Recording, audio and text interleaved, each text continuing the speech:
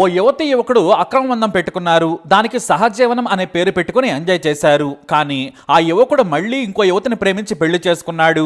ఇటు పెళ్ళాం అటు లవర్తో ఎంజాయ్ చేస్తూ ఒకే ఇంట్లో ఉంటున్నాడు. ఇక్కడి నుంచి వారి జీవిత కథ మలుపులు తిరిగింది.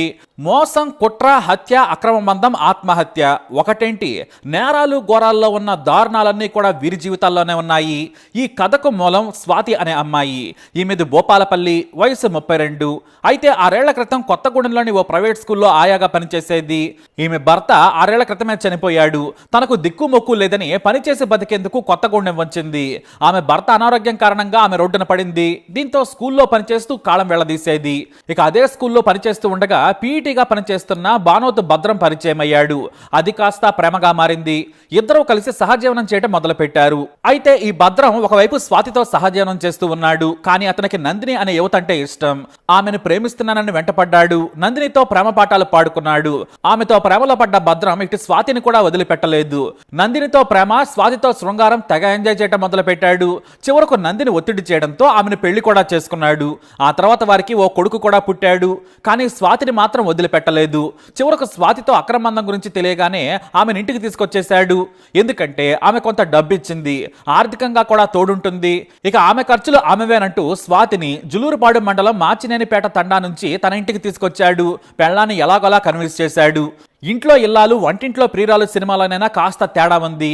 కానీ మనోడు ఏకంగా రియల్ గానే ప్రియురాలని కూడా ఇంట్లోకి తీసుకొచ్చేశాడు. ఇంట్లోనే పెళ్ళాం ప్రియురాలని సెట్ చేసుకున్నాడు. కానీ ఇద్దరు పెళ్ళాలే ఎక్కడా కలిసి ఉండరు. మరి పెళ్ళాం అతని ప్రియురాలు కలిసి ఉంటారనుకోవటం పొరపాటు. మరోవైపు నందినిని ప్రేమగా చూసుకునేవాడు భద్రం. దీంతో స్వాతికి ఆమె మీద అసూయ పెరిగింది. పైగా కొడుకంటే భద్రంకు చాలా ఇష్టం. దీంతో వీరి మధ్య ఏదో విషయంపై గొడవలు జరిగేవి. నేను నీకంటే ముందొచ్చాను, నువ్వు నేను చెప్పినట్లుగా వినాలని స్వాతే డామినేట్ చేసేది. నేను కట్టుకున్న భార్యను నిన్ను ఉంచుకున్నాడని ఆమె నిలదీసేది. ఇలా గొడవలు పెద్దవవుతూ వచ్చాయి. అయితే స్వాతి కొత్తగూడెంలోని బట్టల షాపులో పనిచేసేది. నందిని తన కొడుకును చూసుకుంటూ ఇంటి దగ్గరే ఉండేది. స్వాతికి భద్రం భార్య నందిని మీద అసూయ పెరిగిపోయింది. ఆమె లేకుంటే నాకే భద్రం దక్కేవాడని రగిలిపోయింది. ఆమెను వదిలించుకోవాలని కుట్ర చేసింది.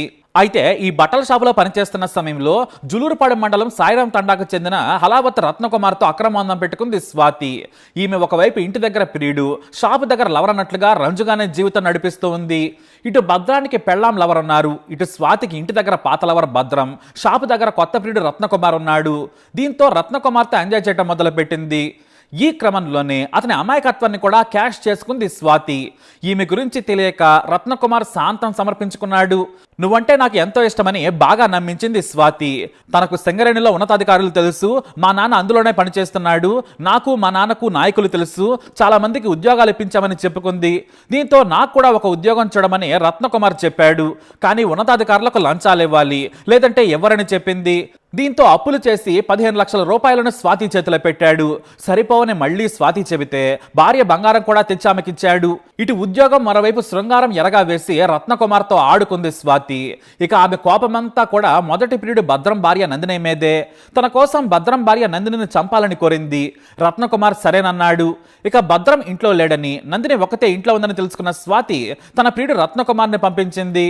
సెప్టెంబర్ 29న ఆమె ఇంట్లో ఒంటరిగా ఉన్న సమయంలో నందిని మీద దాడి చేశాడు రత్నకుమార్. అయితే ఆమె ప్రతిఘటించింది.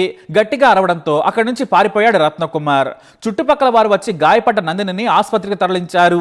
అయితే తనను చంపేందుకు భద్రం, స్వాతి కలిసి కుట్ర చేశారని జులూరుపాడు పోలీసులకు ఫిర్యాదు చేసింది నందిని. అంతేకాదు కొడుకుని తీసుకుని తల్లి దగ్గరకు చేరుకుంది. అయితే తన భార్యపై జరిగిన దాడి తెలుసుకుని షాక్ అయ్యాడు భద్రం. కానీ నీకోసమే చేశానని కవర్ చేసింది స్వాతి. ఇటు భార్య పుట్టింటికి వెళ్లడంతో ప్రియురాలు స్వాతితో కలిసి ఉంటున్నాడు భద్రం. ఆమె కోరుకున్నదే జరిగింది. కానీ పోలీసులు స్వాతిపై పెట్టిన కేసుపై విచారణ మొదలు పెట్టారు. దీంతో దాడి చేసిన రత్నకుమార్ భయపడ్డాడు. తన పేరు బయటకు వస్తుందని వణికిపోయాడు. అయితే తనకు డబ్బులు తిరిగి ఇవ్వాలని రత్నకుమార్ స్వాతిని అడిగాడు. ఎందుకంటే అప్పుల వాళ్ళు అతని మీద పడ్డారు. ఇటు పోలీసులు తన ఇంటికి వస్తారనే కంగారు మొదలైపోయింది.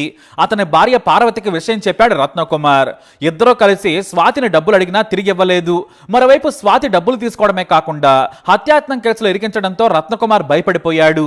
డబ్బులు ఇవ్వమంటేనేమో స్వాతి ఇవ్వడం లేదు. మరోవైపు తీసుకున్న బంగారం ఇవ్వాలని కోరిన స్వాతి ఎదురుదాడి చేసింది. దీంతో మోసపోయానని రత్నకుమార్ భార్యతో చెప్పుకొని కన్నీటి పర్యంతమయ్యాడు. మొత్తం ఉన్నదంతా ఊడ్చి ఇవ్వడమే కాకుండా అప్పు చేసి 15 లక్షలు ఇచ్చాడు. ఉద్యోగం వస్తుందనే నమ్మకంతో భార్య మెడలో ఉన్న బంగారం కూడా తీసిచ్చాడు రత్నకుమార్. ఇటు అప్పుల వారికి సమాధానం చెప్పలేక పరువు పోయిందని పోలీసులు వస్తే ఇంకా పరిస్థితి దారుణంగా ఉంటుందనే భయంతో భార్యతో కలిసి సెప్టెంబర్ 30వ తేదీన కొత్తగూడెంలో పురుగుల మందు దాగి ఆత్మహత్య చేసుకున్నారు. ఒకేసారి కొడుకు కొడలు చనిపోవడంతో రత్నకుమార్ తల్లిదండ్రులు న్యాయం చేయాలని పోలీసులను ఆశ్రయించారు. ఉద్యోగం ఇప్పిస్తానని నమ్మించి స్వాతి మోసం చేసింది. తీసుకున్న డబ్బును తిరిగి ఇవ్వకపోవడంతో తమ కొడుకు కొడలు చనిపోయారని పోలీసులకు ఫిర్యాదు చేశారు. పోలీసులు ఆ కేసును విచారణ చేస్తూ ఉన్నారు. స్వాతిని విచారించగా భద్రం పేరు చెప్పింది. తాను 8 లక్షలు మాత్రమే తీసుకున్నానని చెప్పింది. అందులో 2 లక్షల రూపాయలు భద్రానికి ఇచ్చారని పోలీసుల ముందు అంగీకరించింది. డబ్బులు తిరిగిస్తాను, నా మీద కేసు పెట్టద్దు, కానీ గడువు ఇవ్వాలని కోరింది. పోలీసులు ఒత్తిడి చేసి త్వరగా డబ్బులు ఇవ్వాలని చెప్పారు. దీంతో భద్రం తీసుకున్న 2 లక్షల రూపాయలు అడిగింది స్వాతి. నా దగ్గర లేవన్నాడు భద్రం. ఎప్పటికిప్పుడు 2 లక్షలు ఎక్కడి నుంచి తెచ్చిస్తాను, నా దగ్గర లేవు, నువ్వే ఇచ్చుకోమన్నాడు. దీంతో స్వాతికి భద్రానికి డబ్బుల విషయంలో గొడవలు వచ్చాయి. ఇక సమయం దగ్గర పడడంతో చేతికి డబ్బులు రాలేదు. తాను వేరే వారికి ఇచ్చిన సొమ్ములు కూడా రాలేదు. మరోవైపు పోలీసులు విచారణకు పిలుస్తున్నారు. ఏం చేయాలో తెలియక భయంతో పురుగుల మందు తాగింది స్వాతి. అయితే చుట్టుపక్కల వారు గమనించి ఆమెను ఆసుపత్రికి తరలించారు. 3 రోజుల పాటు ఆసుపత్రిలో చికిత్స తీసుకుని ప్రాణాలతో బయటపడింది స్వాతి. ఇటు స్వాతికి ఏం చేయాలో పాలుపోలేదు. తాను చేసిన మోసం ఎంత దారుణమైందో రత్నకుమార్ దంపతులు ఆత్మహత్య చేసుకున్నాక కానీ తెలియరాలేదు. పోలీసులు తరచూ విచారణకు పిలుస్తూ ఉండడంతో తట్టుకోలేకపోయింది. ముందు 2 లక్షలు ఇవ్వమని భద్రాన్ని బెదిరించడం మొదలుపెట్టింది. ఆ తర్వాత ఇద్దరు గొడవ పెట్టుకున్నారు. అయితే నాకు తెలియకుండా నా భార్యపై దాడి చేయించింది, నా కొడుకు దూరమయ్యాడు, ఇప్పుడు డబ్బుల గురించి బెదిరిస్తోంది. ఇదంతా స్వాతి నా జీవితంలోకి రావడం వల్లనే జరిగింది. ఆమెను వదిలించుకోవాలంటే హత్య చేయాలి అనుకున్నాడు భద్రం. పక్కాగా ప్లాన్ వేశాడు. ఎలాగూ తన ఇంట్లోనే స్వాతి ఉంటుంది కాబట్టి చంపడం పెద్ద విషయం కాదనుకున్నాడు. నవంబర్ 9న రాత్రి సమయంలో అందరూ కలిసి భోజనం చేశారు. ఆ రోజు తన తల్లిని ఇంటికి రమ్మని చెప్పాడు. ముందే తన కష్టం గురించి తల్లి సరోజకు చెప్పుకున్నాడు. స్వాతిని చంపేందుకు సాయం చేయాలని, ఈ కష్టాల నుంచి బయటపడాలంటే ఇదే మార్గమని బ్రతిమలాడాడు. దీంతో తల్లి సరోజ సరేనంది. రాత్రి సమయంలో అందరూ పడుకున్నారు. స్వాతి గాఢ నిద్రలోకి జారుకున్న తర్వాత పదునైన కత్తి తీసుకుని తల మీద నరికాడు. ఆ తర్వాత మెడ మీద ఒక్క వేటు వేశాడు. అంతే, స్వాతి నిద్రలోనే చనిపోయింది. ఆ తర్వాత మృతదేహాన్ని ఓ గోనె సంచిలో కుక్కాడు. తల్లి సాయంతో ఇల్లునంతా శుభ్రం చేసేశాడు. ఆ తర్వాత రాత్రి సమయంలో తల్లిని కూడా తీసుకొని తమ పత్తి చేల్లోకి వెళ్ళిపోయాడు. అక్కడ అర్ధరాత్రి గొయ్యి తీసి అందులో స్వాతి మృతదేహాన్ని పాతిపెట్టేశాడు. అదే రోజు రాత్రి ఇంటికి చేరుకొని నిద్రపోయారు. ఇక ఇంటిని శుభ్రం చేసుకొని ఇంట్లోనే ఉండటం మొదలుపెట్టాడు భద్రం. అయితే ఆత్మహత్య చేసుకున్న రత్నకుమార్ తల్లిదండ్రులు న్యాయం చేయాలని ప్రతిరోజు పోలీస్ స్టేషన్ చుట్టూ తిరుగుతున్నారు. డబ్బుల గడువు ముగిసింది. మరోవైపు స్వాతి ఫోన్ ఏమో కలవడం లేదు. దీంతో భద్రంకు ఫోన్ చేసిన పోలీసులు స్వాతిని తీసుకుని స్టేషన్కు రావాలని చెప్పారు.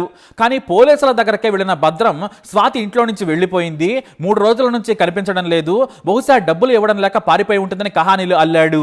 కానీ అతని మాటలను పోలీసులు నమ్మలేదు. ఎప్పుడు వెళ్ళిపోయింది, ఎప్పుడు చివరిసారి మాట్లాడుకున్నారని తమదైన శైలిలో విచారణ చేయడంతో కన్ఫ్యూజ్ అయిపోయి అబద్ధాలు చెప్పాడు భద్రం. చివరకు నువ్వే ఏదో చేశావు, స్వాతిని ఏం చేశావో చెప్పు, లేదంటే తీవ్రమైన పరిస్థితులు ఉంటాయని హెచ్చరించడంతో తానే చంపానని నింపాదిగా ఒప్పుకున్నాడు భద్రం. స్వాతి వల్ల డబ్బు సమస్య వచ్చింది, భార్యను చంపాలని చూసింది, ఆమె వల్ల నా సంసారం నాశనమైంది, కొడుకును కూడా చూడలేకపోతున్నాను, స్వాతి లేకుంటే ఈ కష్టాలు ఉండవని చంపేశానని పోలీసుల ముందు ఒప్పుకున్నాడు భద్రం. దీంతో కొత్తగూడెం డీఎస్పీ అబ్దుల్ రెహమాన్ ఆధ్వర్యంలో పోలీసులు మాచినేనిపేట తండాలోని భద్రం ఇంటికెళ్లారు. స్వాతి మృతదేహాన్ని బయటకు తీయించి పంచనామా నిర్వహించారు. ఆ తర్వాత పోస్టుమార్టం చేయించారు. అయితే దగ్గర బంధువులకు ఫోన్ చేయడంతో స్వాతికి తమకు సంబంధాలు లేవని పోలీసులకు సమాచారం ఇచ్చారు. స్వాతి తల్లిదండ్రులు చిన్నప్పుడే చనిపోయారు, ఆమె పెళ్లి తర్వాత వెళ్లిపోయింది, స్వాతి గురించి తమకు తెలియదని, మృతదేహం మేము తీసుకోమని చెప్పేశారు. దీంతో 2 రోజుల పాటు ఆసుపత్రి మార్చరీలో స్వాతి మృతదేహాన్ని ఉంచుతాం, బంధువులు తీసుకెళ్లి అంత్యక్రియలు చేసుకుంటే మంచిది, లేదంటే మున్సిపాలిటీ వాళ్ళకి అప్పగిస్తామని పోలీసులు చెప్పారు. అయితే స్వాతి చేసిన మోసమే ఆమె ప్రాణాలు తీసింది. అమాయకురాలైన రత్నకుమార్ దంపతులను చీట్ చేసి లక్షల్లో ముంచెత్తింది. అందం ఎరగా వేసి రత్నకుమార్తో హత్య చేయించాలనుకుంది. ఇటు డబ్బు కూడా ఇవ్వలేదు, బంగారం కూడా ఇవ్వకుండా చీట్ చేసింది. భయంతో పరువు కోసం ఆ అమాయక దంపతులు ఆత్మహత్య చేసుకున్నారు. కానీ ఆ పాపం స్వాతిని కూడా వెంటాడింది. ఏ డబ్బుతో అయితే ప్రియుడితో ఖుషి చేసిందో ఆ డబ్బు కారణంగానే ప్రియుడి చేతిలో చనిపోయింది స్వాతి. అనాథగా పెరిగిన దారి తప్పిన స్వాతి మొత్తం 3 కుటుంబాలను నాశనం చేసింది. ఈ ఘటన స్థానికంగా సంచలనం సృష్టించింది. మరి స్వాతిపై మీరేమంటారు? మీ అభిప్రాయాన్ని కమెంట్ ద్వారా తెలియజేయండి. వీడియో అప్డేట్స్ కోసం మా ఛానల్ ఫాలో అవ్వండి, అలాగే తప్పకుండా సబ్స్క్రైబ్ చేసుకోండి.